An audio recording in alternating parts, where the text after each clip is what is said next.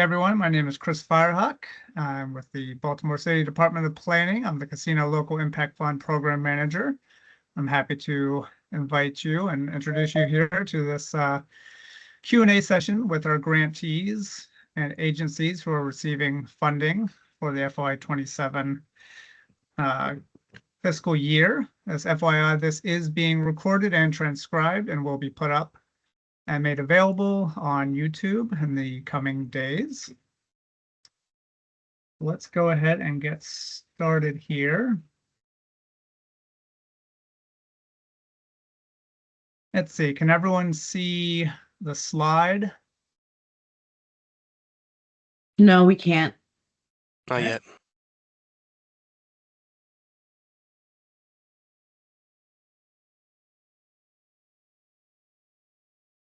Okay.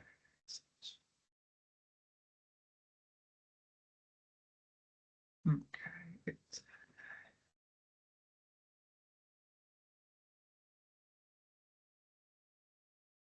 Apologize, it's being a little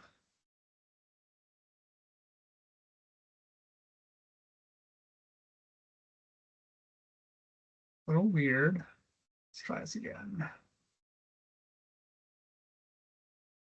There we go.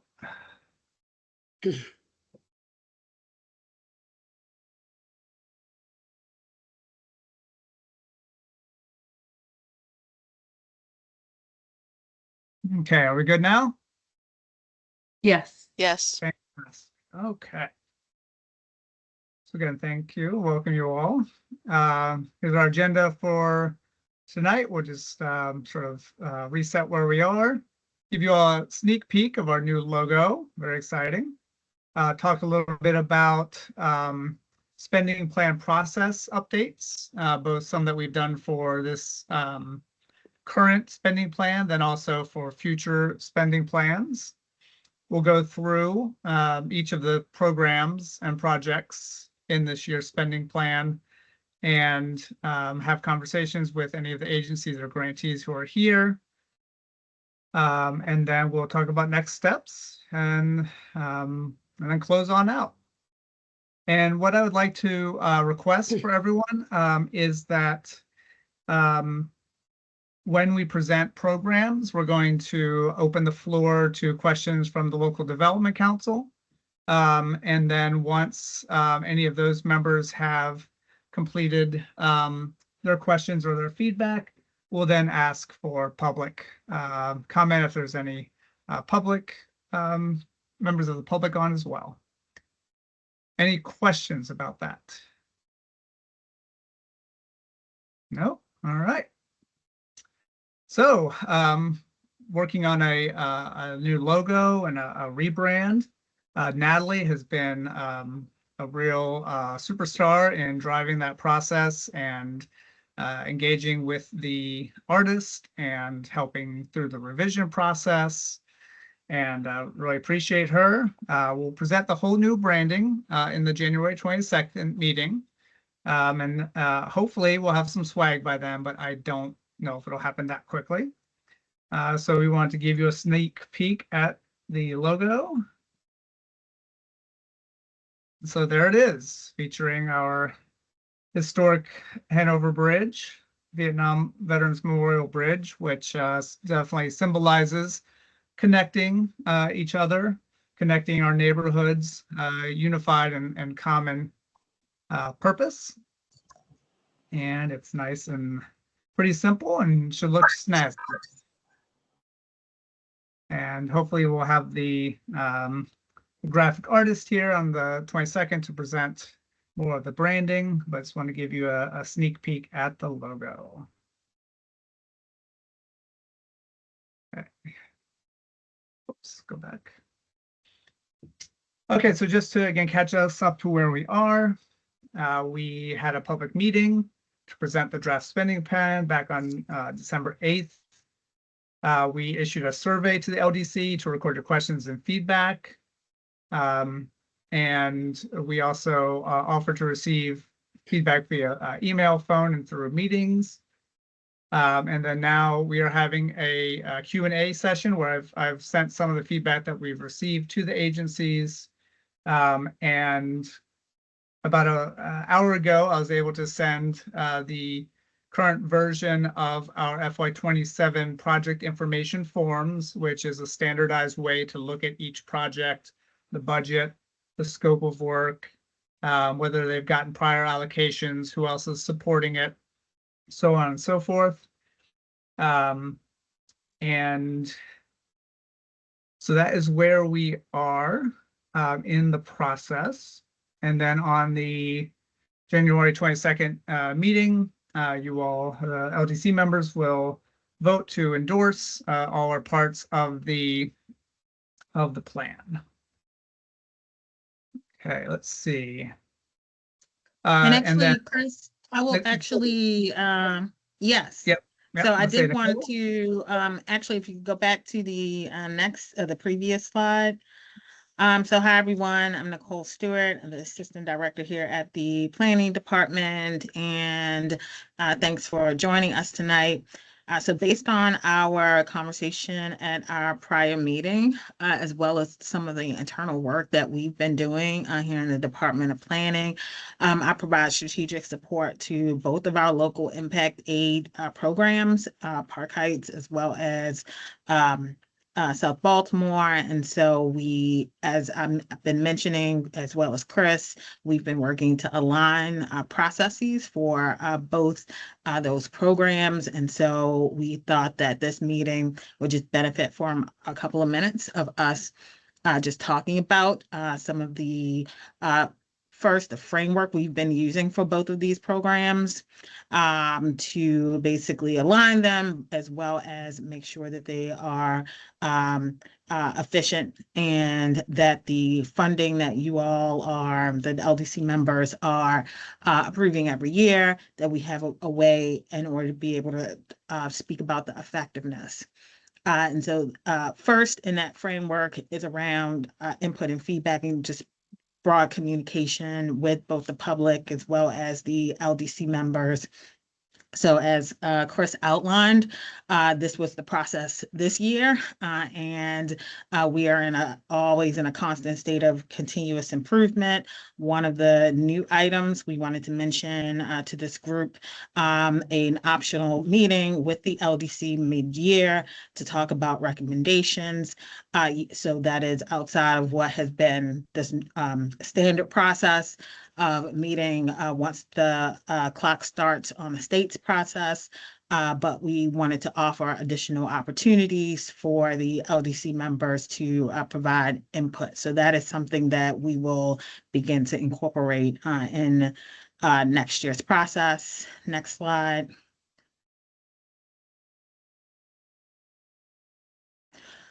Transparency. And so prior to this year's cycle, Chris has been working on essentially these project information forms. And so you will have received, the LDC members will have received, and the agencies will have been, back and forth with you all, and the agency and the LDC members will have received some drafts of those over the last few weeks since the last meeting.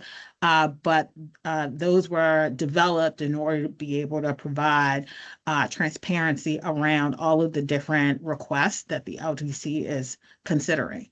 So an overview, a funding summary, scope of work, performance measures, as well as specifics around line item budgets. So I want to thank the agencies and partners for your participation in making sure we stand these items up in order for us to be able to provide all of the relevant information that the LDC needs in order to be able to make decisions. And then in addition, upcoming, so we have a little bit of discussion about this for the last meeting around next year's process. So for that first meeting that we have, the goal is for us to have all of that information prior to that cycle kicking off. Then in addition, we've been able to, for the PCDA Local Impact Aid Program, stand up a dashboard. Of course, all of these both of these programs require quarterly reporting by the state. But in addition to that, we are planning to translate that into an easily accessible dashboard for both the public and the LDC members. Next slide. Then accountability. So all projects are required to show measurable activity, performance targets, and goals so that everyone is on the same page about what the outcomes are that we're all expecting for the funding that is being allocated for these projects.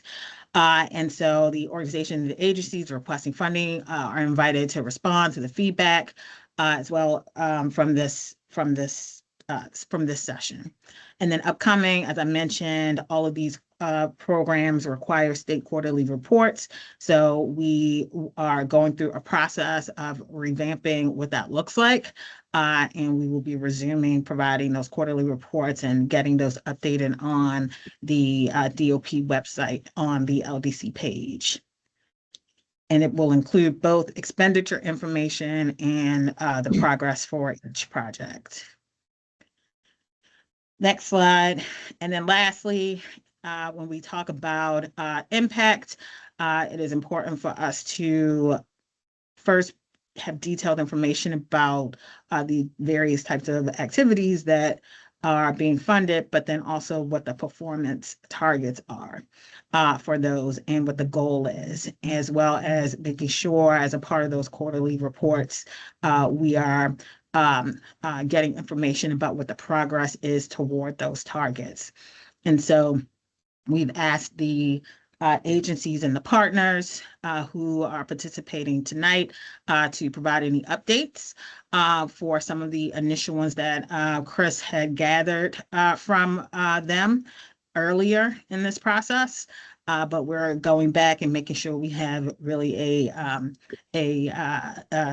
really, as you all are familiar with, SMART goals, something that is definitely measurable and gets us to be able to articulate what the impact of this funding is. So that's going forward. And then as we are for both local impact aid programs, developing how we will be able to articulate the things that have been previously funded so that we are also able to speak to what the impact over time has been for the LDC. All right, so that is my spiel. Thank you very much. And I will turn it back over to Chris. Oh, actually, no. We also wanted to share a few slides on the fiscal administration of the LDC. We had, I believe, a few questions during the last session about the distinction between agency-led projects and then partner-led projects. And so we wanted to make sure that we highlighted a few things.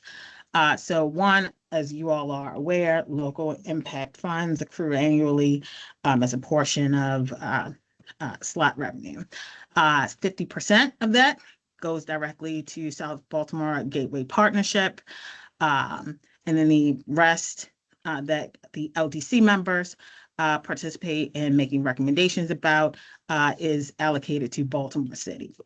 On that second line, as we all know, as a part of this, we develop in partnership with the LDC a draft spending plan, and then we go through this 45-day period for public comment, et cetera, public hearings, in order for the LDC to make final recommendations. Now, those recommendations are then communicated to the mayor, who ultimately decides the final spending plan. So it is essentially the mayor's budget.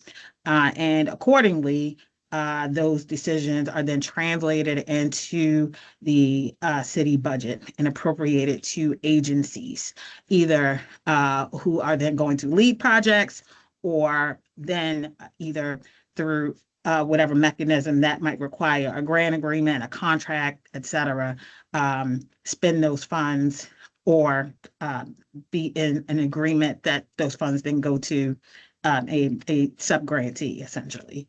Next slide. So whether it is operating funds or capital funds, whether it is agency-led or partner-led, funds, again, from this process do flow directly to agencies. And as I previously mentioned, depending on whether it is agency or partner-led, that there then is a process for us to develop contracts, agreements, grant agreements, et cetera, that are informed by our internal city processes, as well as the limitations and guidelines of both finance as well as our legal department. And of course, all grantees must file quarterly reports. And so, as I mentioned, that is something that we will be getting back to as we've revamped what that process looks like. So I believe that is all. I can pause here for any brief questions. Actually, I keep getting ahead of myself. This is actually the final slide. Next, Chris. So just summarizing here, we are just trying to make this a process that is both streamlined as well as providing advanced information both to the partners and agencies on what the expectations are, as well as the LDC on making sure they have enough, they're well informed in order to be able to make decisions. And as a part of that, we want to, increase our communication with them. We're proposing for FY28 to invite the LDC to participate in, a process where they can make more recommendations about what this process looks like, to make sure that if there are additional things that they want or need in order to be able to make decisions, that we're providing those things. And some of the process improvements we talked about is making sure we get project information ahead of time and detailed. Then in addition, one of the goals is for the LDC to review a lot of that detailed information prior to the draft spending plan going out. We've also talked about a project review session with the applicants able to answer questions, which is part of what tonight is, but then also a return to consistent quarterly reporting. We're proposing for us to also, there will be optional if there are LDC members who do want to meet more frequently to review either progress or fiscal information about any of these allocations, providing more opportunities for us to go through that together. Then I think that is the final one. So if there are there any questions? No. Okay. All right. Okay, fantastic. Thank you, Nicole. Okay, so FY27 proposed spending plans, 23 proposals. This is a new number, went down a little bit. And then 10 agencies, departments. It's actually more than 5 community partners, but we will get to all of that. Let's see, is Councilman Blanchard on yet? Don't believe he is. Okay. Chris, did you have a question for the council that I can answer, or you're good? Yeah, no, he had said that he was running a little bit late, Okay. but really wanted to talk to DOT. Oh, okay, no worries. Right. So I'm gonna ask if my DOT colleagues can sit tight for a moment, and we're going to skip ahead to Rec and Parks, and then we'll come back to DOT afterwards if Councilman Blanchard has arrived at that time. He should be here any second. Does that sound good? So first, what I'd like to do is just sort of run through all of the projects, and then we can open up we'll start again at the beginning and open it up for questions because sometimes they're sort of intermingled. So Carroll Park District operations, we've got a lot of great projects going on in parks. And we are looking to do more capital. We'd like to make sure that we're supporting maintenance as much as possible. So start to look at what that looks like as we support the uses of the parks. So we, Rec and Park said that they could use 2 half-time positions to support these efforts. And we are committed to funding these positions through FY28. They began in FY26. So it's that. One of the items that we are investing in this year is the Mount Clair Mansion improvements. And this is to fix the fencing and gates as part of a much larger project that they are doing to increase security, stability, and enjoyment of the mansion there. Florence Cummins Park. This is the last installment of investment to make this happen. So this will be built. The plan was funded by the Gateway Partnership. We put 2.5 million in back, I think 2 years ago. And so it's final 1.1. We'll finish it off, and the Gateway Partnership said if there's anything above this, they'll cover it just as long as it's not too much. So that's exciting. Solo Gibbs has been a perennial investment for several years now because that's a big project. And this is the final commitment for phase 1, which is pretty much all of the grounds of the park. The vast majority of them are going to be phase 1. There's already some work done on to spruce up a playground. We'll talk about the multi-use court in a second.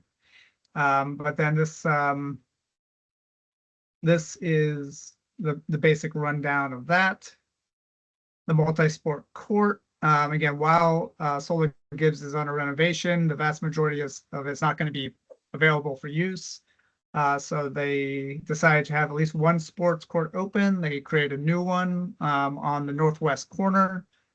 And it's a nice multi-sport court. It's got some goals in there for hockey or futsal. And it's got basketball nets. And then there are some additional markings and so on. And that should be done soon, hopefully. Should be done sometime in the spring. So, who has questions about Rec and Parks from the Local Development Council? We'll start there. About any of these projects or other questions you have for Rec and Parks.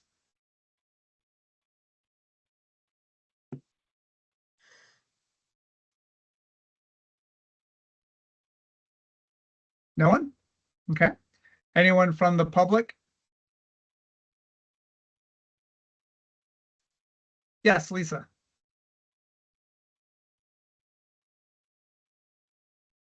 I can't hear you.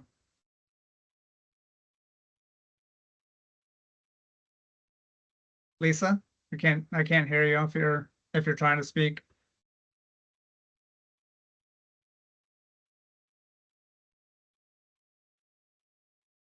Still can't hear you, Lisa. We might have to come back to her. Does anyone else have a question? Or if you can put it in the chat, Lisa. Yeah, I can put it in the chat. That also works. Nathaniel Layton. Hi there. I have a question about the Carroll Park District operations aspect of it. Is the 2 halftime positions, is it specifically for maintenance of the park? Or is there any other ideas around their position? So these are, well, actually, Adam Borman from Rec and Parks is on the line. Adam, do you want to talk a little bit about these positions? Yeah, good evening, Adam Borman, Chief of Capital Development. I'm less able to speak to this operational question than I am the other capital projects. I do see some other colleagues from Rec and Parks that I would defer to.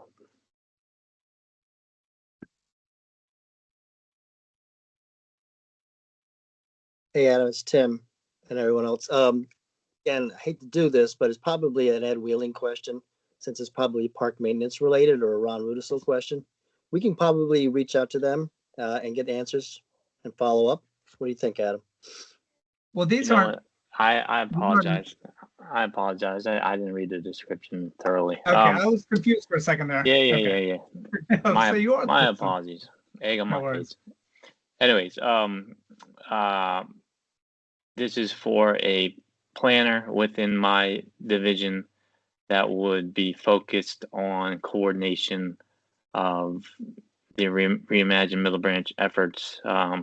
Specifically at the moment, all the efforts around Westport Park and the development happening there, and of course just collaboration, coordination amongst all the agencies and other partners that are involved with the other projects like Florence Cummings and the Middle Branch Trail.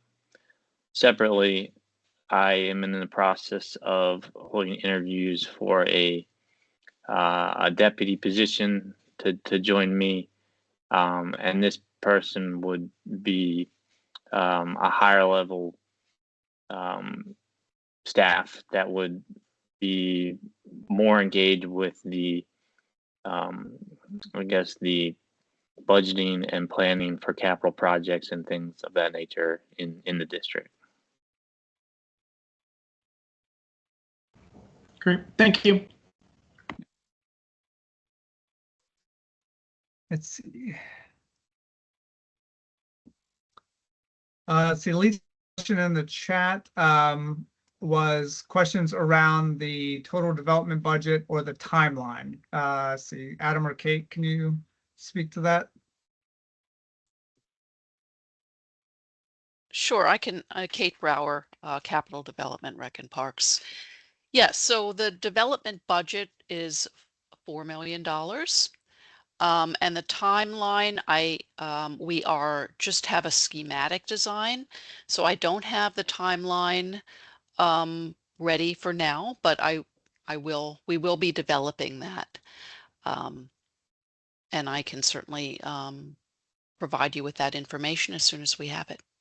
As you may know, we reworked the plan so that we are really providing the priority projects that the community has identified in one phase.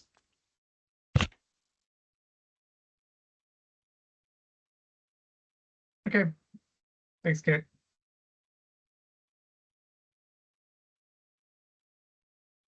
So Kate, Lisa was asking, she said they have not received the revised plan. Do you have a timeline for the timeline development? Well, we can arrange to brief the community association Okay. with the plan. We are currently just reviewing the schematic. As soon as we review that internally with our Rec and Parks staff, which we have a meeting set up for, I believe, next week, and make the changes, we will come out and arrange, Lisa, with you to make a presentation at your next community association.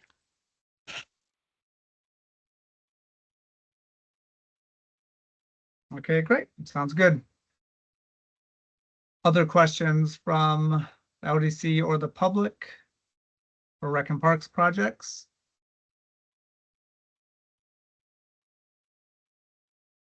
No? Okay, fantastic. All right, so we shall now go back to the beginning to talk about DOT. Again, so I'll just sort of run down. This is missing one. So we had the Bush Street cycle track, which is $500,000. That's the final investment needed for that to get built. There's the Middle Branch Inner Harbor, which is to try and attract other funding to complete that project. not listed here for some reason is the Baltimore Peninsula Trail, which will be several miles of public trail, to come up with a plan for that for implementation. And Chris, And real then- quick, if I may, that is going to be overseen by DOP. So that project is later in the presentation. God, okay, because that moved to DOP. Got it. Okay. Correct. All right. And then Warner's Stockholm Complete Streets. This is the final investment on that. And we're going to start there because Ms. Lacasio is joining us and she has another meeting to get to.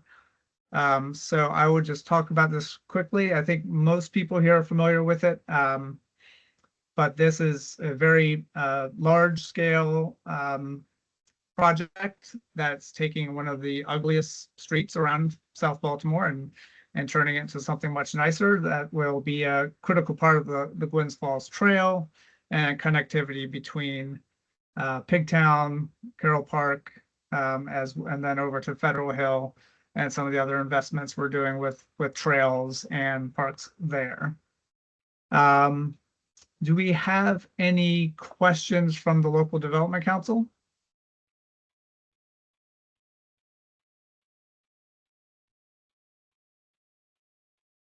Hey, Chris, this is Councilman Blanchard.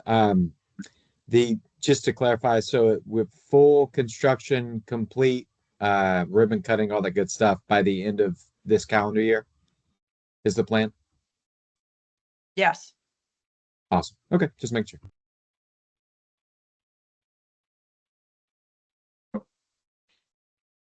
Anyone else from the LGC? No? Do you have any other questions from the general public?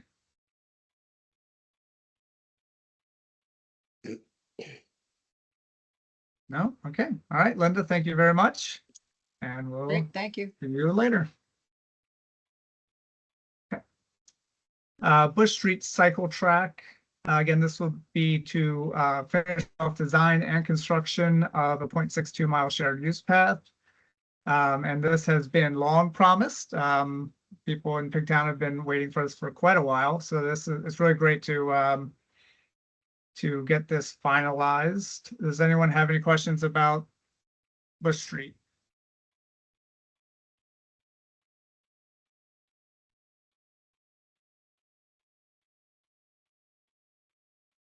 Going once, going twice? No? Okay, fantastic. Middle Branch to Inner Harbor Trail. And this will connect Solo Gibbs Park, the northern border of that, with the Inner Harbor.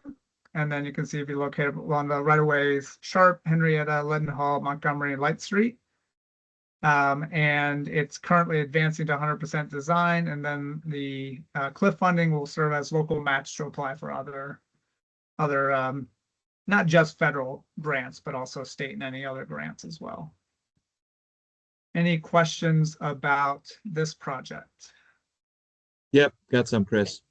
Okay, so it is. So we have so I see the project is currently advancing from 30 to 100% design. So this 500,000 is going to pay for getting design from 30 to 100% and then to hopefully match part of a larger fund for the construction of the project. Is that correct? See, we have Ethan from DOT. Can you speak to that, please, Ethan? Sure. We also have our capital planning chief, Sean, here in case he wanted to speak first. But yes, we have a $250,000 TAP grant, Transportation Alternatives Program, which requires a 20% match. And then we also have federal formula funding that we have received for this project, which requires a 10% match. So we need local funds to leverage to facilitate the spending of that money. Okay, I'm not sure if that answers the question. So we have some money from TAP we have some money from some federal grant money. So first question, what's the full cost of the project anticipated to be? We are getting in, so this project, as I think we discussed before, I inherited this from some predecessors. We have pre 30% designs from about 2021, and we are getting those updated presently via a design consultant. So we're going to get an updated construction cost estimate from them in the earlier part of 2026. So we'll have a modern cost estimate that post-COVID accounts for increases in costs. And So is this like a hardened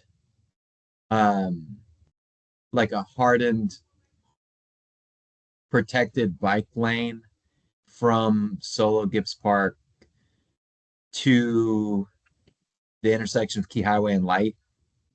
it goes from the Casino Development District. We actually have, I think, if our partners from the private development side at Horseshoe and the Entertainment District are still on, we have, and Nick, correct me, I think Nick Shupin is here, he can correct me about the DA, but we have private partners building a small piece of this from the casino area, and then we'll pick up the rest and be responsible for construction. And that would be from Sharp Street over to one side of Solo Gibbs Park, and then think of it jumping through the park, the existing trail, and then cutting through some streets of Otterbein and Federal Hill over to Key Highway, as you said. Yes. Okay, so like the Stockholm Street portion is somehow being privately funded, but I guess what I'm asking is, are we talking flex posts or concrete here? We are. Sean, did you want to chime in? Yes, sure. So all of the new cycle track projects from DOT are going to utilize, if they're on street, are going to be utilizing the precast pills, which are pretty much, they're like 2 by 8 to 12 concrete barriers. Okay, they 2 by 8 to 12, so that's 2 foot wide by 8 to 12 feet long, depending on the needs of the corridor. okay. So it's going to look like kind of parking stops placed along to separate the bike lane from the vehicle lane.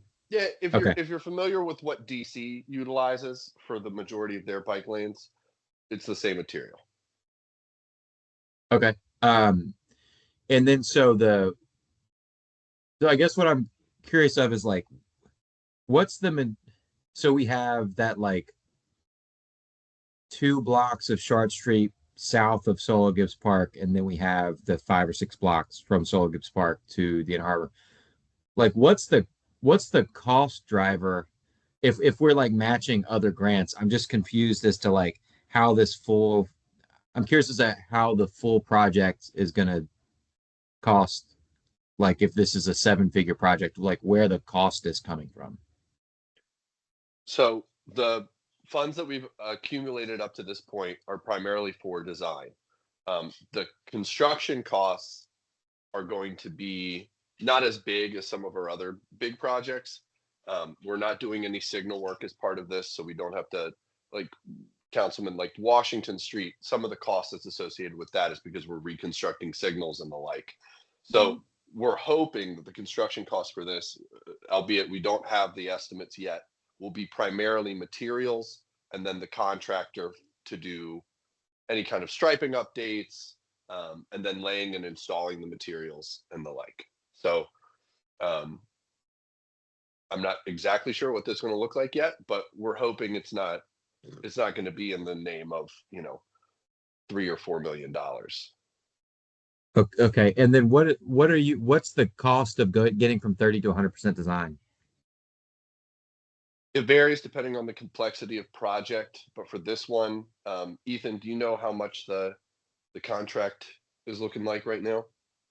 For the remedial work of bringing it up to a full 30%, it's about, I think it's 566, and then the balance of the rest from 30 to 100.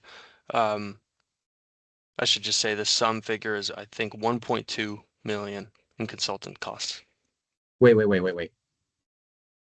the full cost to get from pre 30% to 100% design is over $1 million.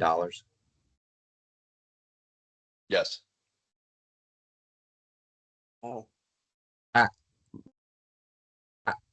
I I feel like you have people on your staff who could do this. This is not a complicated project. Like, where's a $1.2 million going for the planning here? Primarily for things like stormwater, a number of other kind of engineering portions. This will, Ethan, correct me if I'm wrong, are we modifying the curb in any way as part of this project?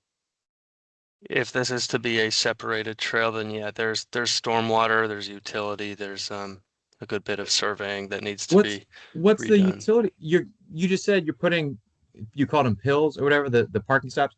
You're putting those in a lane, and then it's like,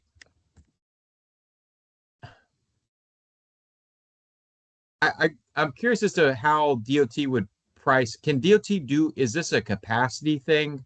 As in, like, DOT doesn't have the manpower to do this internally, or is it there are skills for doing this that are not organic to Department of Transportation? It's a small mix of both, but primarily is a capacity issue. Okay. I don't want to take up. We did have our transportation engineering and construction division help review the cost estimates we received from the design consultant, and we did lop off a considerable amount. So this isn't as, I am offering that.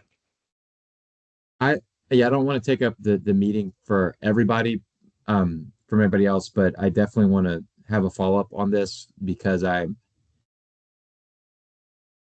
know this. I know the state has some really bad stormwater.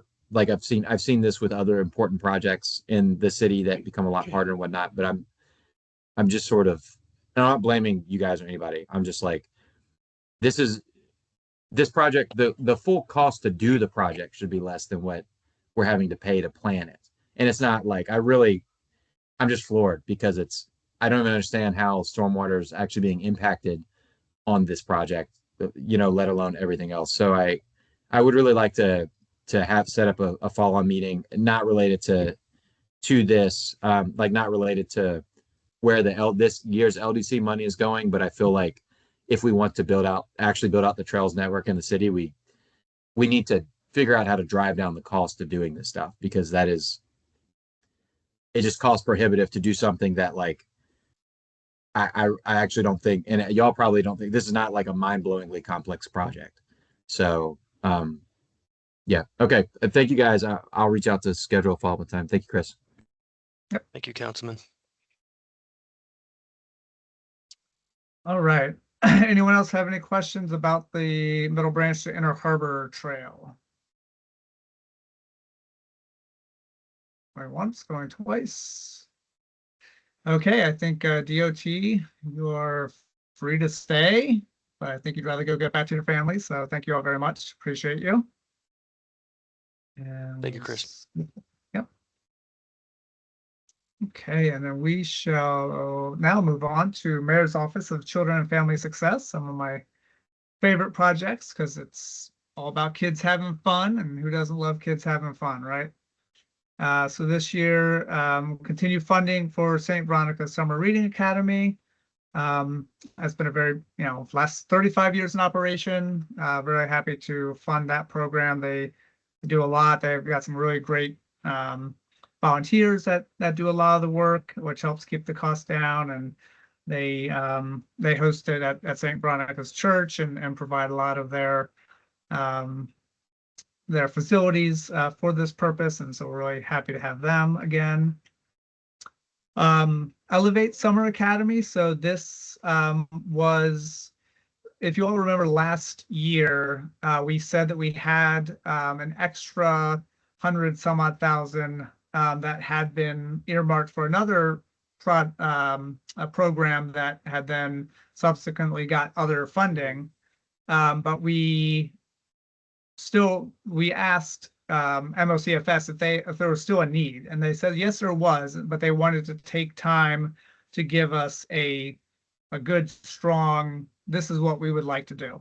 And so we put in the funding last year that we're going to fund something that MOCFS comes up with, and that's what they did. So this past summer, we funded the Elevate Summer Academy for 900,000. This year we're upping it to 100,000. And you can see the details here.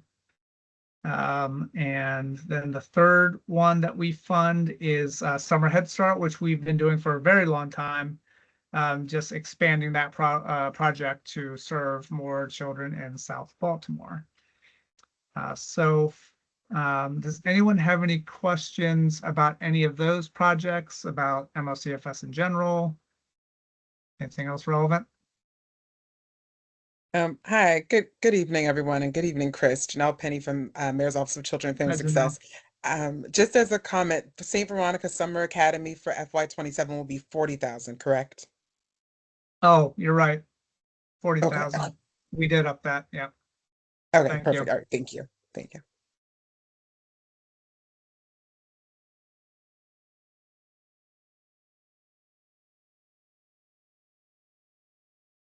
Any other questions? Anyone? Kathy, you have anything you want to share or? No, no, All thank right. you. All right. Well, then you all are free to move about the country. Thank you all very much for attending. And we'll move Great. Thanks, on. Chris. Have a good evening. Thank you. Have a good Will do. evening, everyone. Talk to you soon, Janelle. Baltimore City Information Technology has installed a bunch of cameras, City Watch cameras throughout South Baltimore in response to requests from neighborhoods and communities. They've also using that backbone for some broadband initiatives. We had a couple years back put some broadband initiatives on the budget. And BSIT is now in the process of implementing for those. So that was prior fiscal year allocations. So they're still available for them to use, even though you don't see it in this budget. So they're working on a couple of public Wi-Fi implementations. Don't want to get out ahead of our skis on that, but I will announce it more details when they've solidified the arrangements and where those public Wi-Fi spots are going to be. But this reserve just sort of helps keep all of that going, and that was part of the original deal when we funded the original camera and fiber installations. That they said, hey, we want to make sure we can keep this up. Every year we'll have an allocation. So that's that. Anyone have any questions about the maintenance reserve?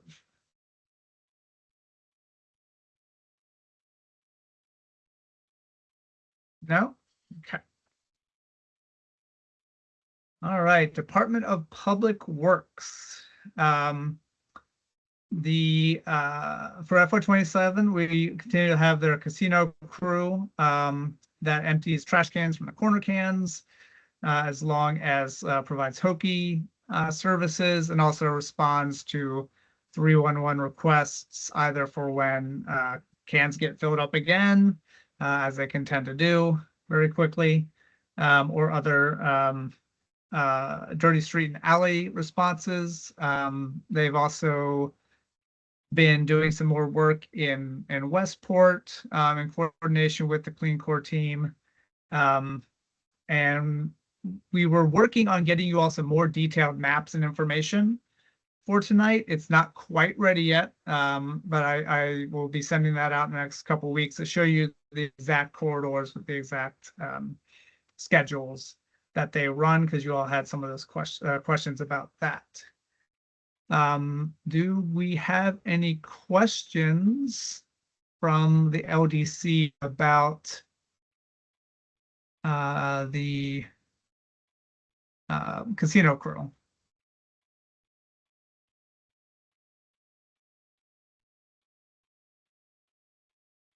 Okay. Do we have any questions from the general public? Hey, Oh, sorry, go ahead. Chris. Yeah, I think Councilman when Blanchard? thanks. I think when we had this meeting in December for the LDC, I think there were some questions about Like if we could get some data on how much this is actually occurring and whatnot. Did we did we I don't sorry, I don't remember exactly what the due out questions were, but I'm pretty sure we had a couple. Did did we get those? Yeah, so we're that's what I was sort of referring to also in terms of sharing the data. We're not quite there yet. December's a tough month to get a lot of traction. I am very excited. We have a new partner at DPW who's taking over the casino crew. Shanae, I believe. Yep, Shanae Carter. She is here. Shanae, if you want to introduce yourself, she just took over about, I don't know, a month ago. So be nice. She's here. She's ready to learn more about the casino crew, more about the needs of the area, and to partner to make sure that we're doing all we can for solid waste. Did you want to say hi? Yes, sure. Good evening, everyone. Shanae Carter, Chief of Marine Operations. And I just became aware of the CLIF project just a few weeks ago. So I am trying to, learn as much as I can about it as quickly as I can so we can move forward and improve the program as much as possible. But I am open to any questions you have. And if need be, I'll follow up at a future date with your answers. Yeah, Shanae, is there currently a casino crew who operates a daily route on Washington Boulevard and in Federal Hill? Yes. So we have the casino crew works 5 days a week, 7 a.m. to 3 p.m. And then it's pretty much a 7-day operation, but on the weekends we use our other solid waste workers to cover those areas. And we have hokey workers that work between 6 a.m. and 2 p.m. on the routes as well. Okay. And those are the workers that go ahead. Yeah. Oh, just so you know, I think there was maybe some questions. I served on the board of Federal Main Street before I took office. And I think there was some questions from a couple folks that maybe had not been familiar with this initiative. At least on the Federal Hill side. I can't remember if it was on the Washington Boulevard side as well. But yeah, it would be good to know, have some more details on what the group is doing, because in previous jobs I have seen where there were city agencies who thought, once where the rubber meets the road, that things were happening that were, definitely not happening, like contracts were being paid, but things were not actually being done and whatnot. And so it'd be good to get that data. Sure. Understood. Let's see, we had something in the chat. Lisa. Oh, shoot. Lisa had a question for Sean, but I guess you'll have to circle back on that. Lisa wanted to know the frequency of the casino crew operations in Westport.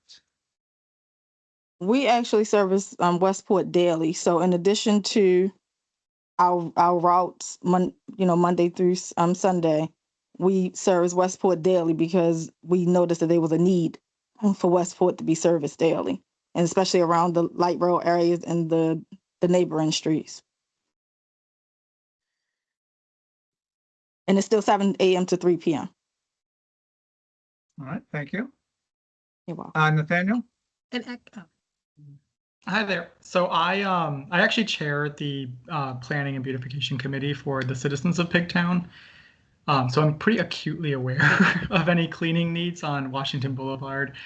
I can guarantee that it is not being cleaned daily. I don't know what sections of Washington Boulevard are being covered by this. It would be great to have that data.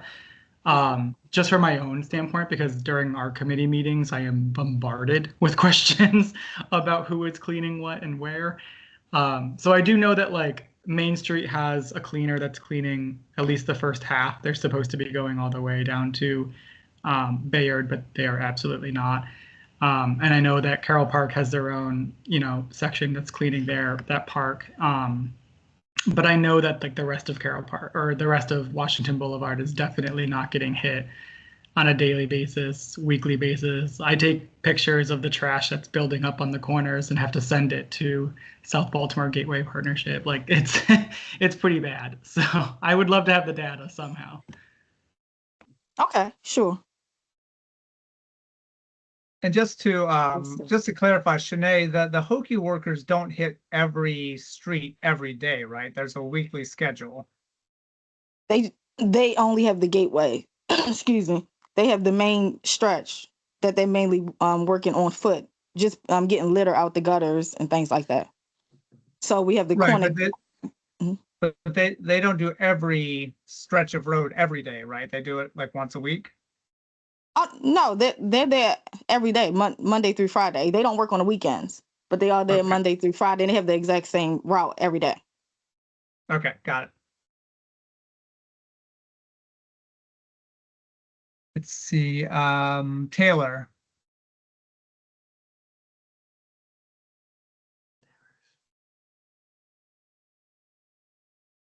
Taylor, you're on mute.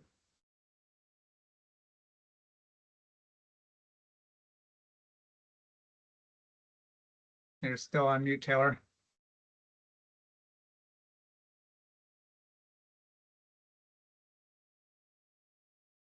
So step away, or maybe put that up by accident. Oh, there we go. Well, we can't hear you.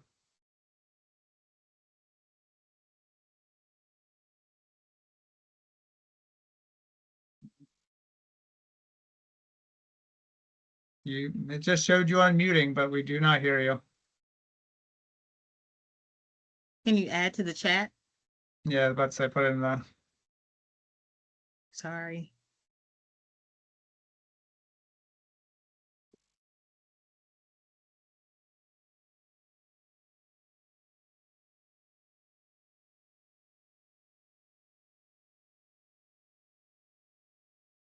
Okay.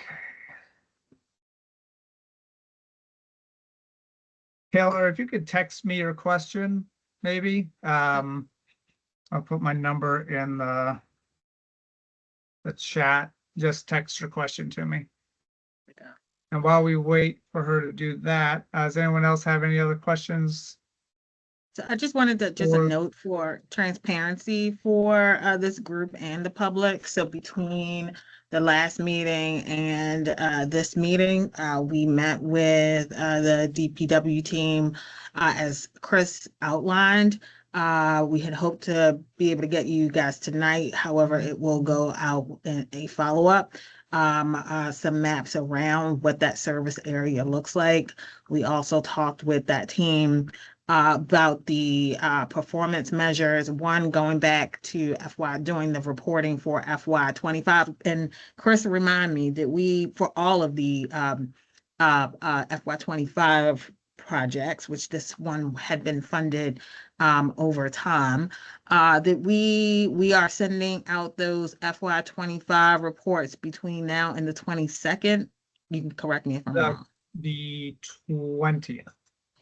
No, the 16th. I'm sorry, 16th. That's the Friday before the LDC meeting is when we hope to have that FY25 year-end report with the performance measures and closeout numbers. Yeah. So what we had, as I mentioned earlier, as a part of this process, right, working with the agencies to update and the partners on all of their performance measures and the FY25 reporting for that.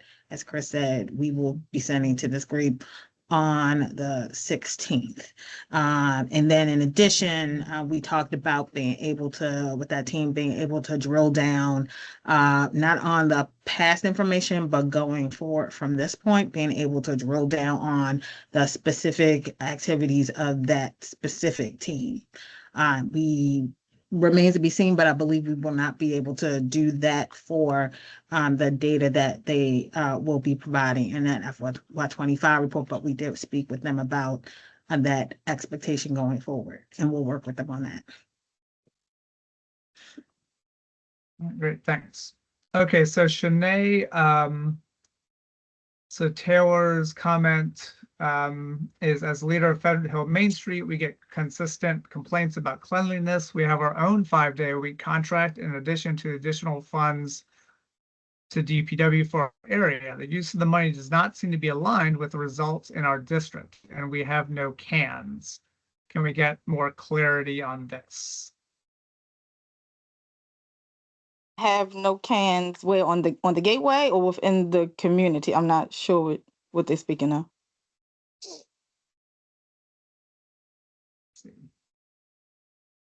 Because the corner cans are mainly for the gateways and business districts. We wouldn't put cans within the communities. Let's see. She's saying no public trash cans. Like the metal cans that's on the corners, correct? Right. So Yeah, so they Taylor, only- you're saying there's not Mhm. enough trash cans?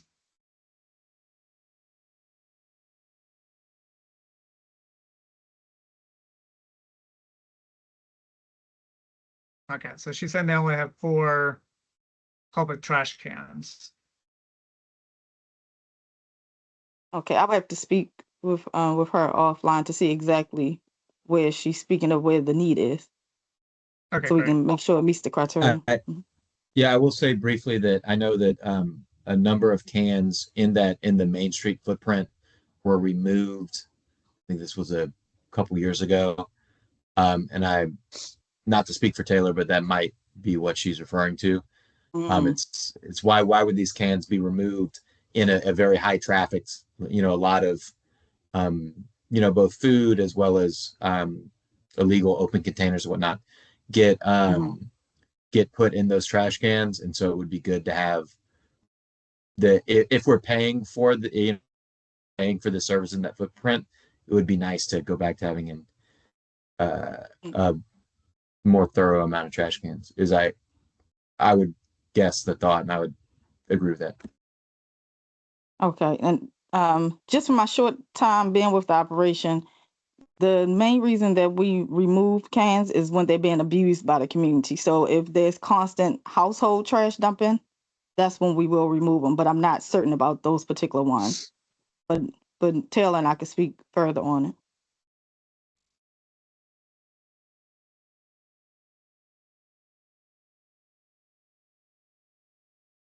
Okay, it's good feedback. Any other questions for DPW?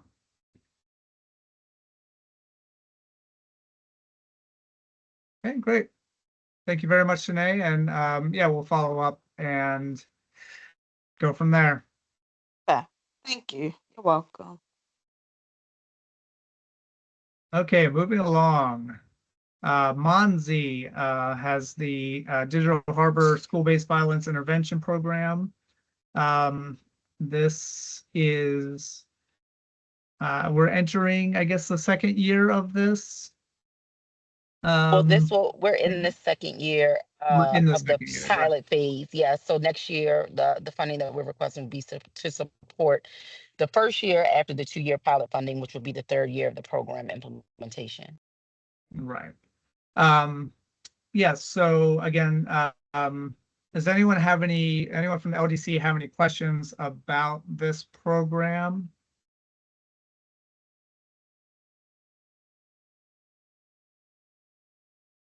Anyone from the LDC? No? Anyone from the public?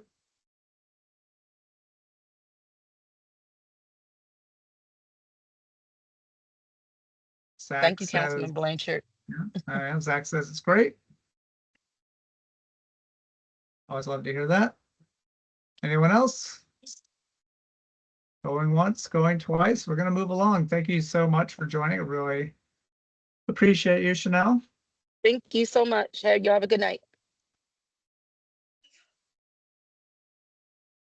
Okay, Department of Housing and Community Development. We'll run through both of these and then come back to the beginning.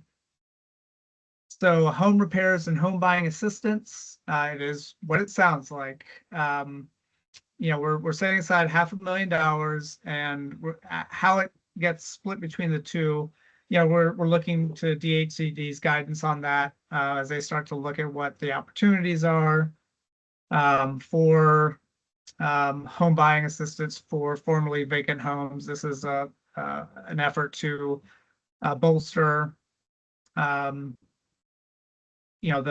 vacant flipping, so we can get those back into good use. And this is also in partnership with the South Baltimore Gateway Partnership, which has received Beverly grants to do vacant remediation in Westport. And they are working with the Westport CDC and other partners to acquire and then renovate properties. And they're working with DHCD also on getting properties through receivership as well. And so again, those will be the two main uses. And again, it's the Gateway Partnership's going to build them, and we're going to fill them. So that's a good way to split the labor on that. To that, the housing code enforcement. Back in FY25, we began funding an additional code enforcement inspector specifically for the South Baltimore Gateway District, so that we could get more enforcement actions in the pipeline and start to use more of that stick approach to getting people who are sitting on these properties and not keeping them up and not flipping them, not renovating, I should say, to get them moving. And new for FY27 is funding for one assistant counsel and one paralegal. And they will help follow up on those actions and go up to and including receivership on vacants. And this is a 3-year commitment, and then reevaluate it in FY23. Hopefully they got everyone in line and everything's being worked on, and we don't need them anymore. But those are the two investments into DHCD programs. Let's see. Okay, great. Yep. Again, Councilman Blanchard and just giving a thumbs up to enhance code enforcement. Does anyone have any questions or feedback for DHCD? I see we have Shay, who oversees the attorneys, as well as anyone else. DC Hart is here. You have that. You have Deputy. Oh yeah, yes, yeah. Nicole, you're here. Nicole Hart, Deputy Commissioner Hart is here, and she oversees the hubs and homeowner renovations. And correct me if I'm missing something. And the home buying incentives. And the home buyer incentives, right? So one way or another, she'll be running that aspect as well.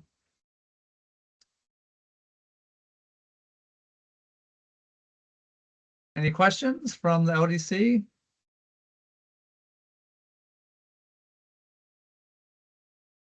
Any questions from the general public?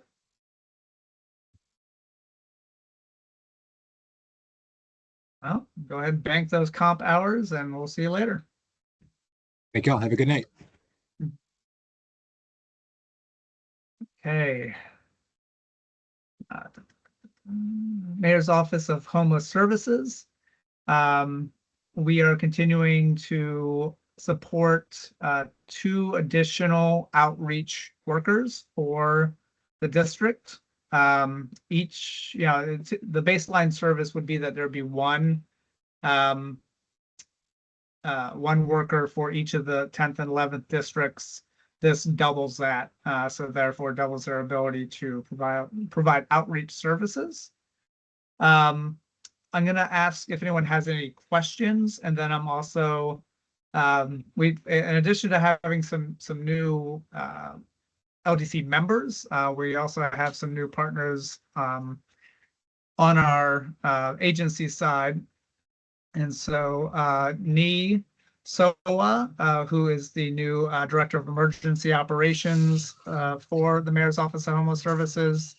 Wants to talk a little bit about, you know, what he'd really like to see in terms of support to really address some of the more problem areas. So first, based on just a general program, what questions does anyone from the LDC have? Anyone from the Hey. general public? Hey, Go sorry, ahead. Chris. Sorry, No, I'm no. trying not to keep dragging Please this do. out for everybody. But so I guess what I'm curious about is is this the 11th and 12th district both use the Downtown Partnerships Homeless Outreach Team for their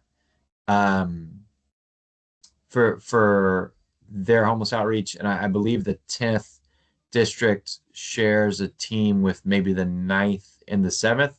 Is this additional outreach worker, do they fall within Mayor's Office of Homeless Services, or is it with one of the nonprofits that is actually doing the on the ground work in the districts?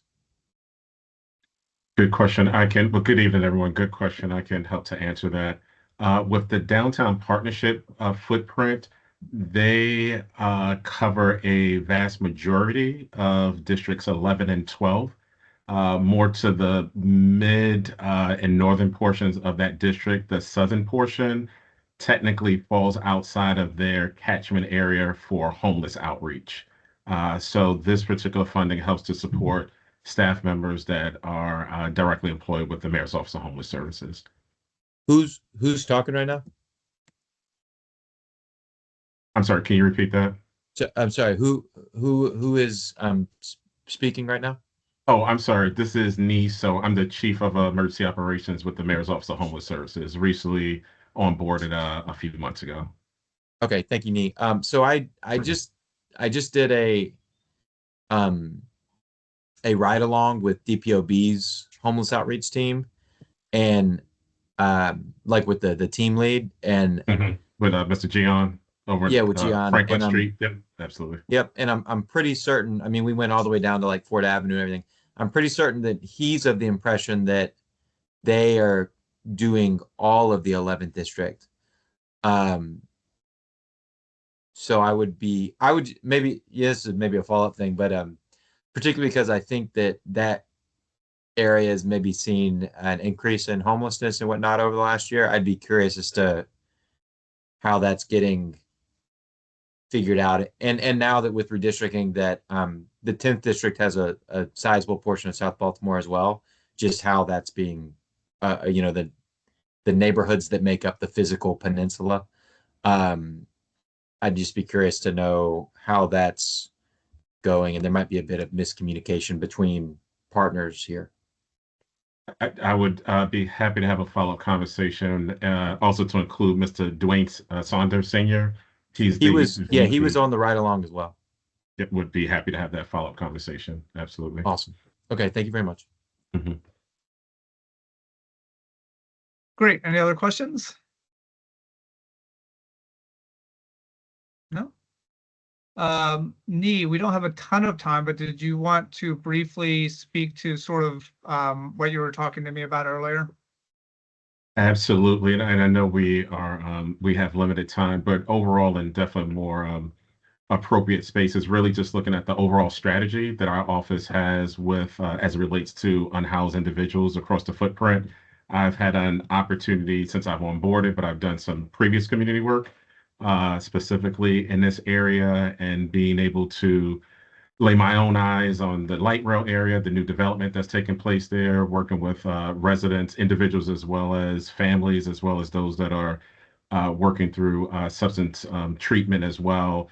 Definitely, and from my vantage point, this requires a different level of engagement and strategy. So we'll work internally with my senior leadership as well as other team members throughout the city to look at not only how we leverage existing resources, but really have a more engaged process. I know that there's a lot of energy and investment that is being made in the area. We want to make sure that we're doing our part, number one, but really looking at the needs that are arising there.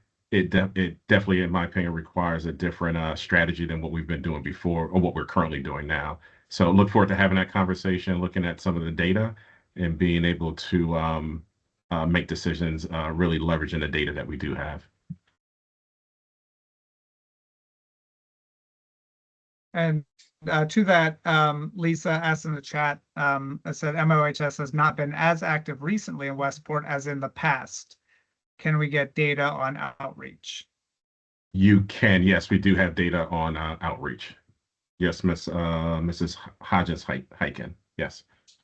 Yeah, she's the executive director of the Westport CEDC. We sure can. And I can connect you. Oh, there, she put her email in there. Great, received. Yep, thank you. Yep. That's music to our ears. Anyone else have any other questions for me?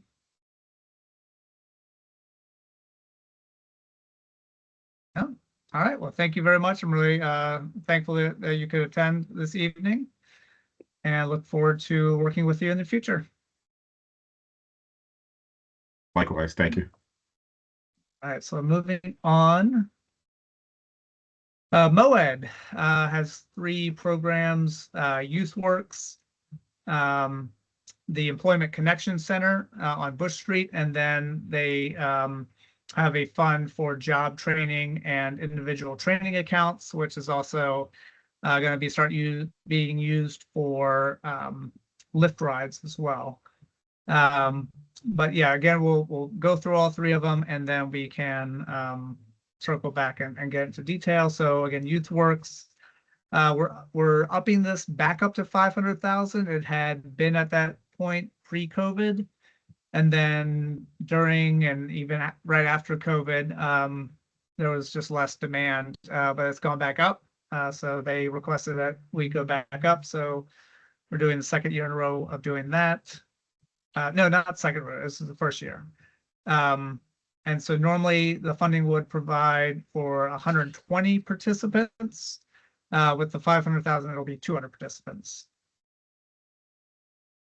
The job trainings, ITAs, again, these are direct costs of training programs, individual training accounts, Lyft Training Access pilot program, and they also are identifying some more outreach that they want to do, advertising that's focused on that. Employment Connection Center, again, that's the heart of their efforts in South Baltimore. It's on Bush Street. And we knew for FY26 and 27 is a position to coordinate the Lyft Training Access pilot, as well as do much more aggressive in-community engagement.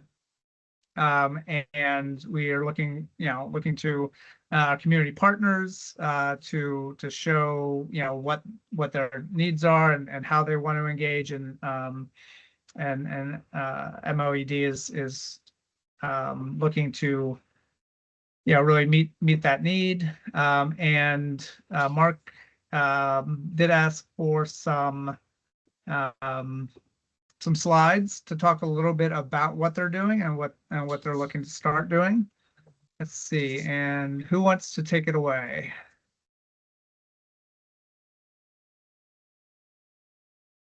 At least I'll start, Mark, Chris.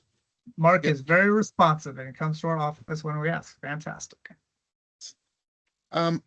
Good evening, everyone. For those who don't know me, my name is Mark Hooper, and I'm the program manager for the South Baltimore Employment Connection Center.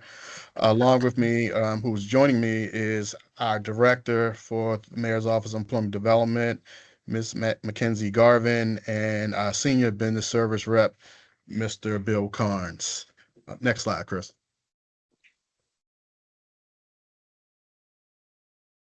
So our mission in a nutshell is our mission is to discover economic justice to Baltimore City residents. To us, economic justice means creating an equitable workforce system that responds to all residents' needs and provides viable economic opportunities to all residents, especially those who have been generationally and systematically disadvantaged. Next slide.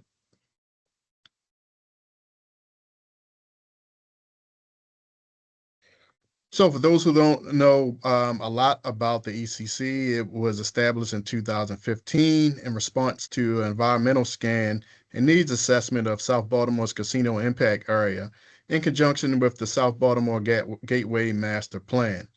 Below are 6 targeted industries that the ECC focuses on, but not limited to: manufacturing and warehouse, transportation and logistics, construction, hospitality and tourism, healthcare, culinary, and customer service.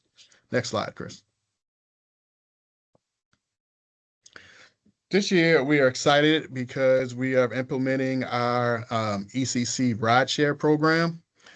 This rideshare is for eligible participants in which they will receive free Lyft rides to and from their designated occupational training sites.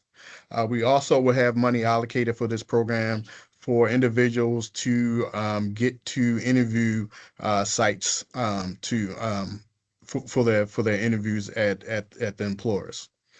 Some of the other services that we offer is workforce development and support. Some of these services are career navigation. So the career navigation that we offer is free professional guidance to help participants select and enroll in occupational training programs such as CNA, CDL, and other high demand fields. One of the other services that we offer is financial empowerment counseling. So if we have individuals who are interested in free sessions, they will be sessions focusing on money management, credit repair, financial planning to help participants manage their first paychecks effectively. Last but not least, we have employment assistance.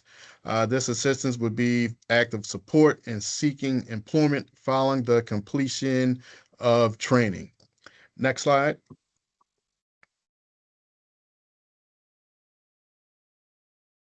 So this slide, Mr. Carnes, our senior business service rep, will go over this part.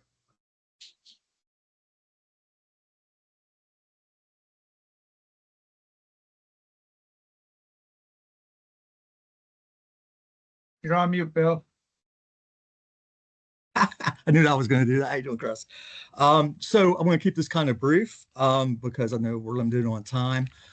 We are a satellite center, so we concentrate mainly on training opportunities, as Mark just covered, and employment. I've been a business service rep there since 2019, 4 years already into the program. I know the program started in 2015.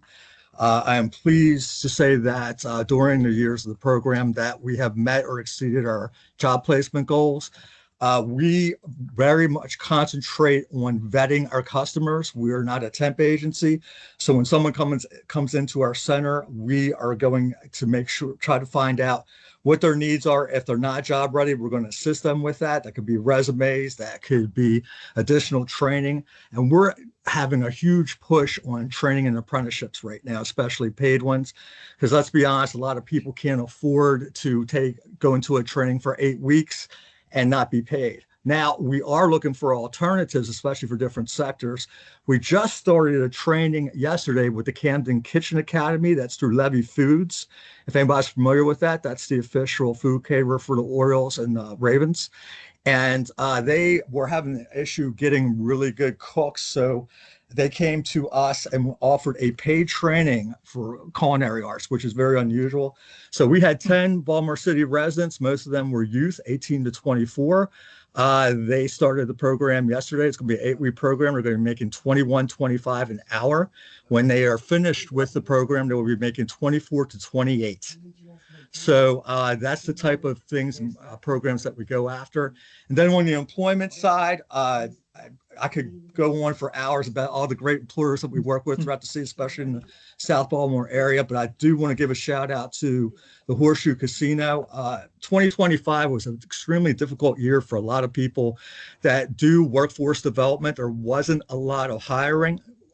Horseshoe was wonderful. We did over 20 recruitments last year with them and resulted in quite a few placements. We did provide the actual numbers to Chris if anybody needs to see that. And we're looking forward to a continued partnership with them. And I'm going to pass it over to Mackenzie.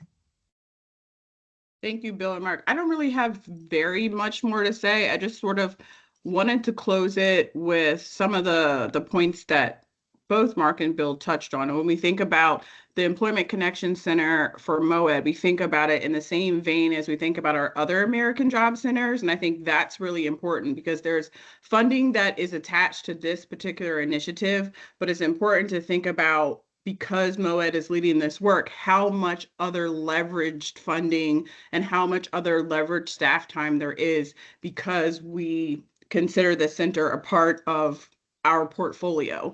And so you might be working with Mark and Bill here, but there are 15 other, 20 other business service representatives, mobile career navigators. We all work together to support this center. Even when we talk about the Let's Ride to Work initiative, that's an initiative that we created several years ago. And so that was a brainchild of MOED. Lyft wanted to work with us because we are MOED. We spent many years perfecting that to the point now we can replicate that and use that with the Employment Connection Center and even expand it for training. And so I just kind of want to uplift that, yes, you have this pocket of funding here, but we're always talking about how we can leverage our additional resources and contacts. Bill just kind of talked about the Levy partnership that comes out of us working with, we lead the Baltimore Workforce Development Board and the Stakeholder Engagement Committee, and our business service representative team are the ones who built that relationship with Levy, and we're able to leverage that with the Employment Connection Center. So I just want to uplift all that work that's happening, not just with the ECC, but across the entire system.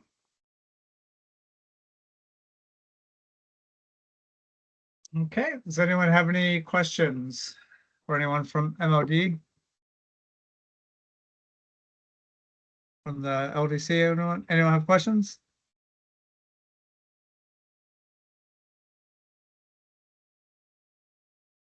Okay, anyone from the general public?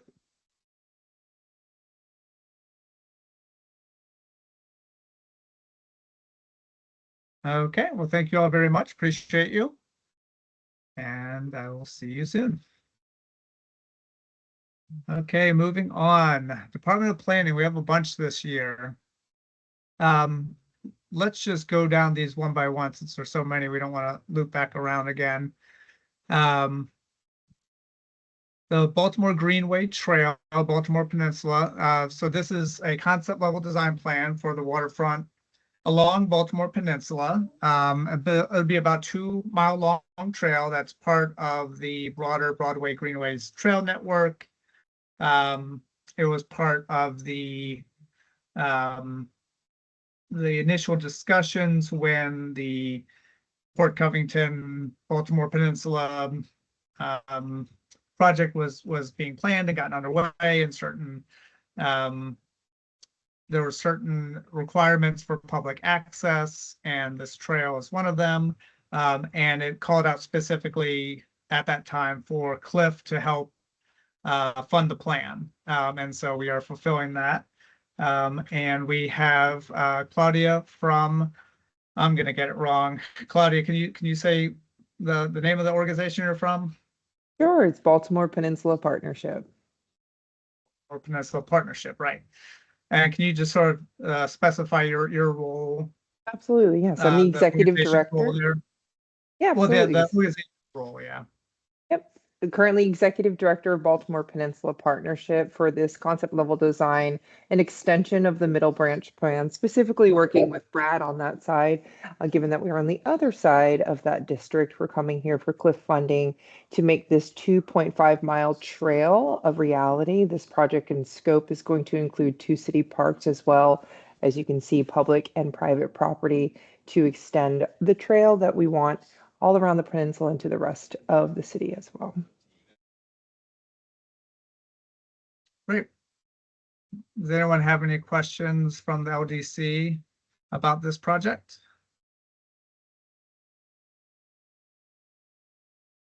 Anyone from the general public? Hey, Chris, sorry, jumping in again on this one.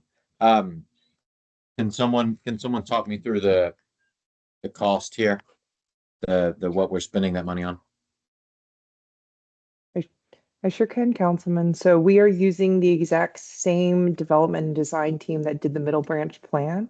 So in the Middle Branch plan, for Reimagine Middle Branch, there was a call out in there that says once Baltimore Peninsula has the community organization in place, we will extend the Middle Branch plan to include what the 2.5 miles of waterfront. So our cost here is exactly mapped on to what field operations gave us to do this study for the next year. That includes community engagement meetings, making sure that everything that we're doing on the shoreline is what the community wants, and it is also parallel to what the developers and the ownership can provide.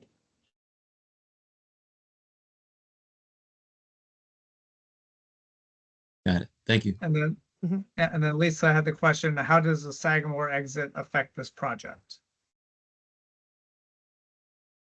It doesn't. This is public realm, so the ownership to which who owns the land is a different concept to which the public realm and how that is developed. So I guess the best way to describe it without getting into the weeds is that owner one is still obligated to be a part of the public realm for this 2.5 miles of waterfront.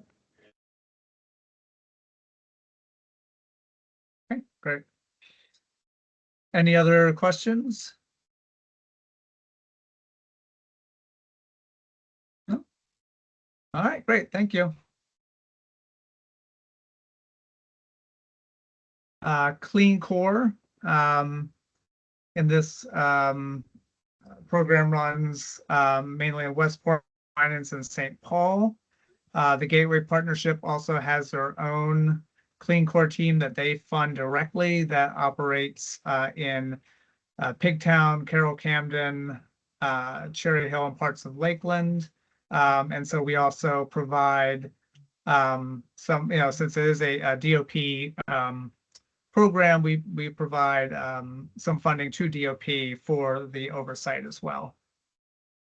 Does anyone have any questions about Clean Core from the LDC?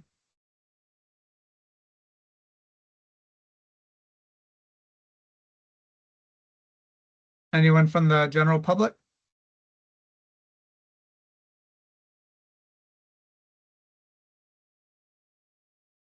No? Okay, we shall move on. Marine debris. Okay, sorry, Nathaniel had the question. There's talk of them being defunded. Is this helping with that? Nicole, did you want to speak to that? Actually, Tristan is on. Tristan on? Okay, I didn't see him. Hi, good evening, everyone. Tristan Codrington, Program Director for Clean Core. So the team that services Westport and St. Paul and Mount Winans has always been CLIF funded. So the ARPA funding is coming to an end. That supports the majority of the other Clean Core teams. We are in the process of working with the administration to figure out the future of Clean Core. But this is to some extent separate from the main body.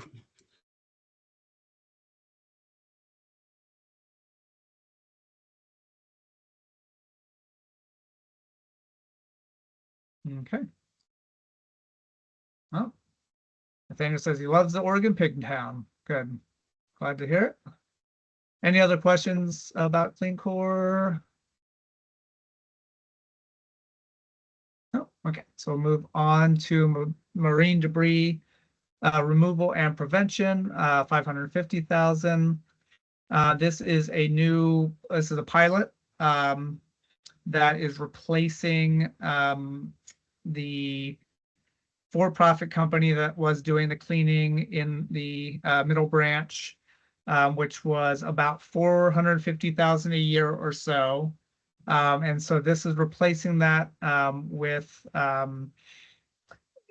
we're investing more on prevention.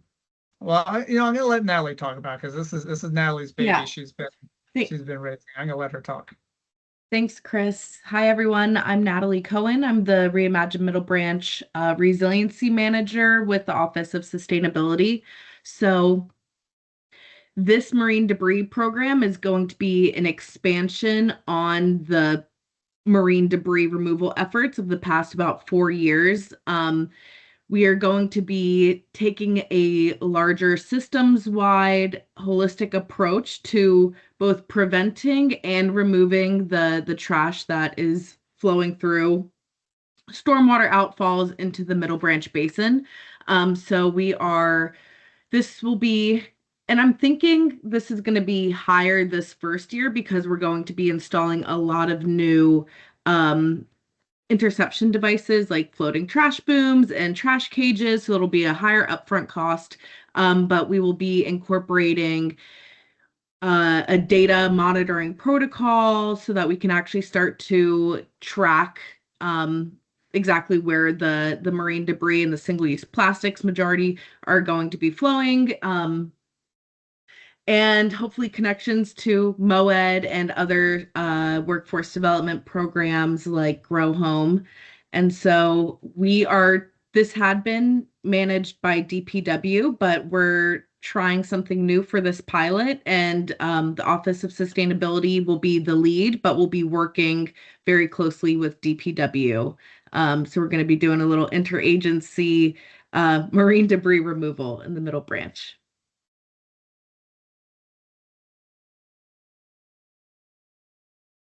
Great. Do we have any questions from the LDC about this program?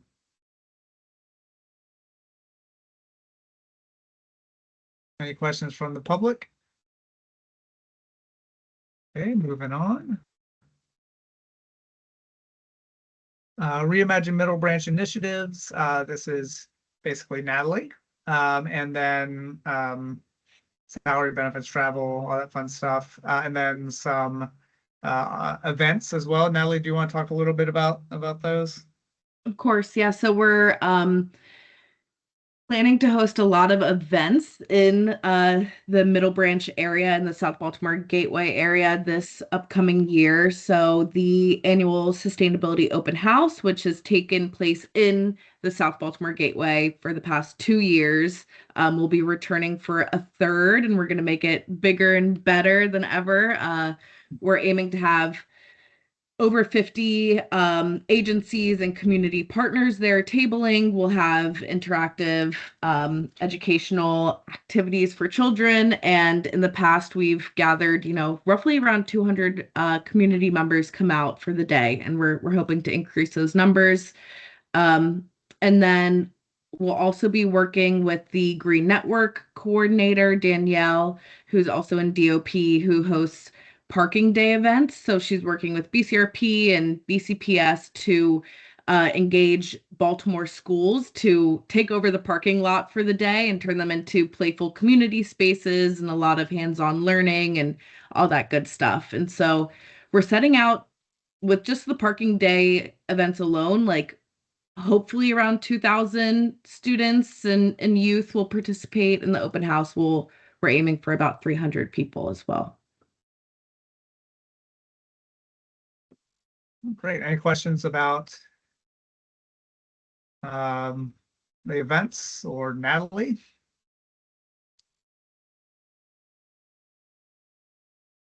All right, fantastic. Community partner support grants. This is a new commitment to support community-based organizations in form of grants of up to $50,000 each to support community development corporations, Main Streets, other community-led organizations that are really developing the vibrancy of our communities. This is being developed in coordination with the Department of Housing and Community Development and some other partners as well. And then we will be releasing information on eligibility, application process, award timeline, all that fun stuff. Once we get that sorted out, does anyone have any questions about those? Those are also in FY26. So if we can, we're trying to get this moving so that we can start to put out applications within FY26.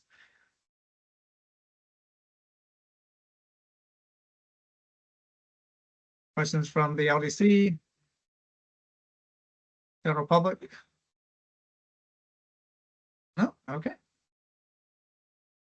Little Neighborhoods Initiative. This is a expansion this year of our strategy from Cherry Hill and Lakeland to also include Westport, Mount Wine, St. Paul, Pigtown, and Berry Circle. And the strategy is geared towards, again, stabilizing and growing these so-called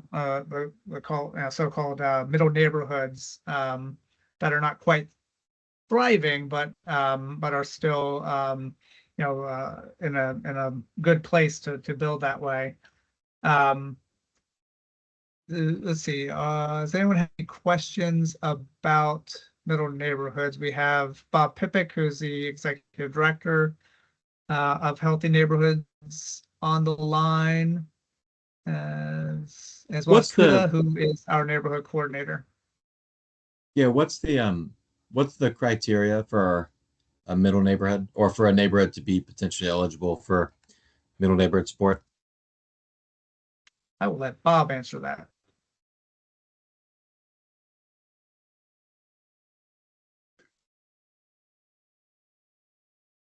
Or Kuda. Yeah, I can jump in and take this one. So it has kind of varied. Our initial entrance into South Baltimore through Lakeland and Cherry Hill were originally driven by Mayor Scott's middle neighborhood strategy. So we're kind of looking to the city DHED as well as the mayor's team to kind of help set what those priorities look like.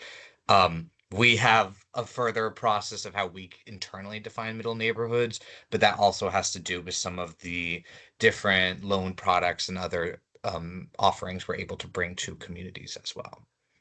But if you have specific questions about neighborhoods in mind, we're happy to reach out to you to talk more about that. Yeah. I mean, specifically, I'd be curious if Sharp Leadenhall has been explored as like a potential middle neighborhood, and if if it might be a good candidate here. Cool. Yeah, we're happy to follow up. This is Bob Pippick jumping in, and thanks for the question, and thanks for having us on to be part of this. We'd be glad to have that conversation, and a little trouble getting my mute button hit. I've only been on, it's only 5 years since we've been doing virtual meetings. So I just would add to what Kuda said that, when we came into Lakeland as well as Cherry Hill last year or a couple of years ago, we were expanding down into this area and now kind of growing up to match a little more the need in conjunction with South Baltimore Gateway Partnership, and very much appreciative of CLIF's support.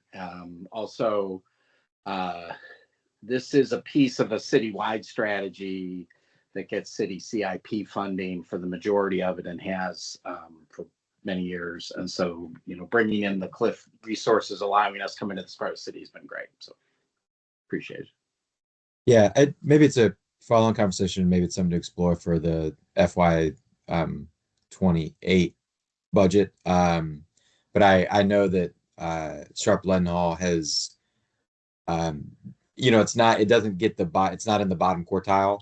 So it doesn't get some of the benefits that some of our lowest income neighborhoods get. And so it feels like, this could be, my understanding of the role of the Middle Neighborhoods Initiative might make a lot of sense here. So looking forward to that conversation. Okay.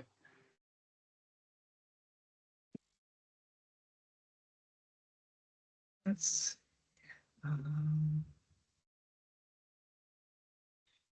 Okay. Anyone else have any other questions for Bob or Kuda? No? All right. Well, thank you very much. Appreciate you guys. Cultural Spaces grant program. This is designed to help just provide some more art in our communities, you know, smaller scale, placemaking arts, investments, and it'll be managed by the Baltimore National Heritage Area. And it will be generally modeled after the existing citywide cultural spaces support grants that focus more on larger capital projects. And with us is Danielle Walter Davis, who is the executive director of the Baltimore National Heritage Area. Just anyone, do you want to correct the record if I said anything wrong, or anyone have any questions? Oh, shoot. Can't really hear you, Danielle.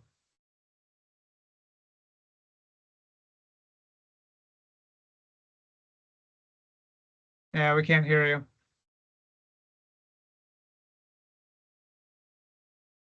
Does anyone have any questions about this program for Danielle?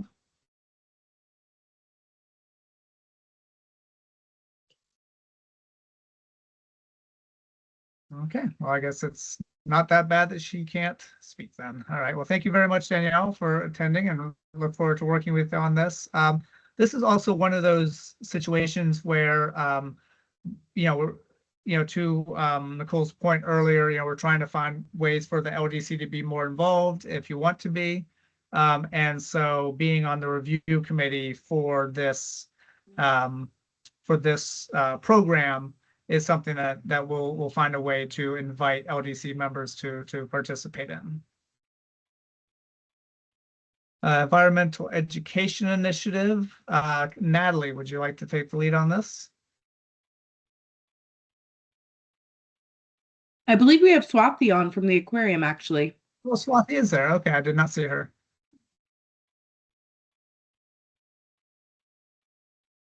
One second. Hi, can you guys hear me? We can. Yes. Oh, okay. Hi, everybody. I'm Swati. I'm a project manager at the National Aquarium. And this project is providing support to the 10 schools that are located in the South Baltimore Gateway area, particularly related to environmental education. So we work with the teachers and staff at the schools to help them do sustainability projects. So things like school gardens, composting, field trips to environmental centers, really whatever is within their capacity and within their interest to do. Is there anything else I should highlight? Any questions?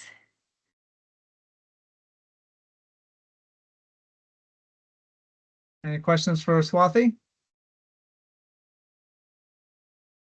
No? All right. Well, thank you very much for attending. Thank you. And see you soon. Cherry Hill Arts and Music Festival, which is every 4th of July. I hope you all know everything there is about to know about that. If you don't, you should. And so this is to help with the private security equipment, some ADA compliance pieces, some safety and comfort station, as well as some lighting. And this is just a very small part of the overall cost of the festival. Anyone have any questions on this one?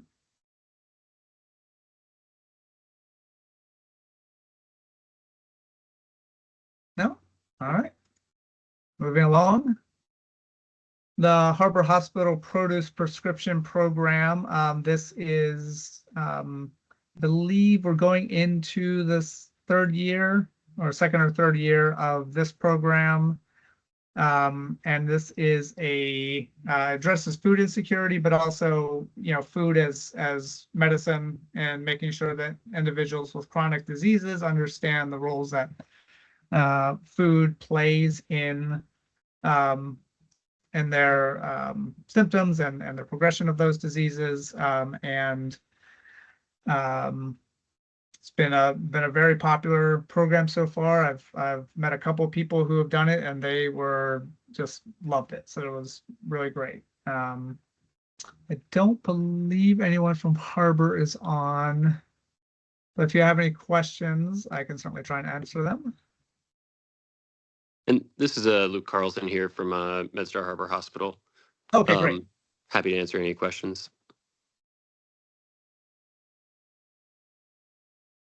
And we also have, I forgot to mention, Chris Acevedo from who's the program manager for the project. Okay, those are a couple of names I did not recognize.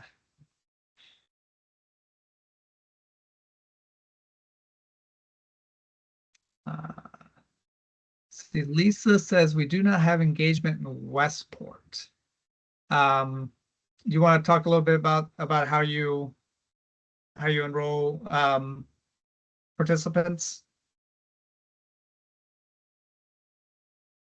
Absolutely. So patients come into the program through a number of different pathways, typically referrals from primary care, endocrinology, inpatient discharges, or from our community health advocates that meet with patients in the emergency department. Patients that screen positive for food insecurity and have uncontrolled diabetes just based on their A1C are eligible for the program. I forgot to mention, we also get referrals through the mobile health center as well. It could certainly be open to participants coming from Westport. I mean, we can think through some ideas about how to make sure that they are able to be engaged and able to be referred into the program. Open to any. I'm happy to connect offline, or if that's a conversation I have here too.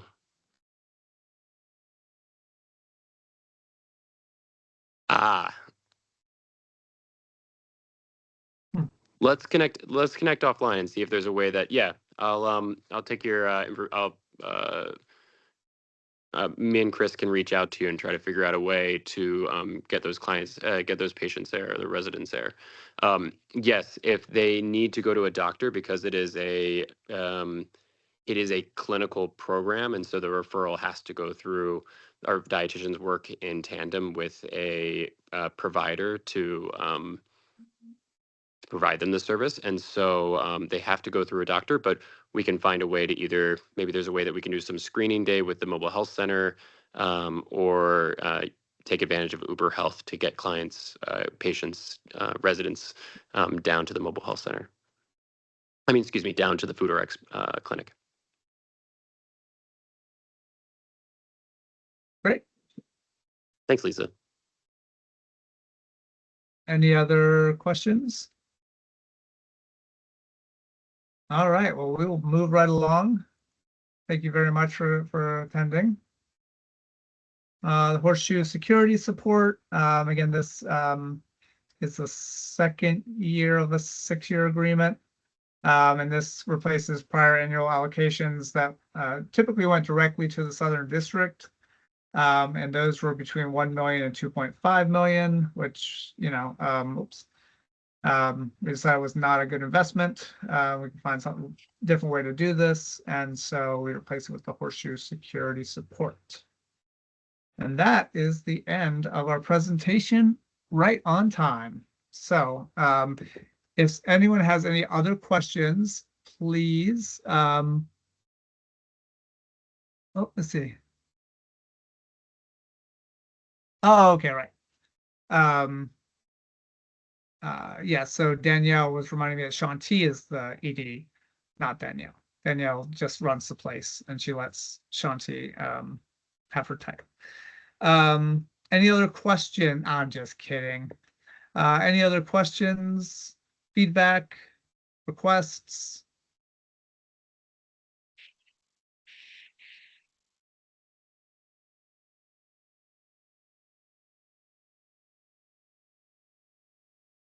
Mhm. All right. Well, thank you all very much. And I look forward to seeing each of you from the LDC at our next meeting, and look forward to seeing our agency partners as we continue to close out FY25 and do FY26 and put FY27 in the books. So, all right. Thank you all very much.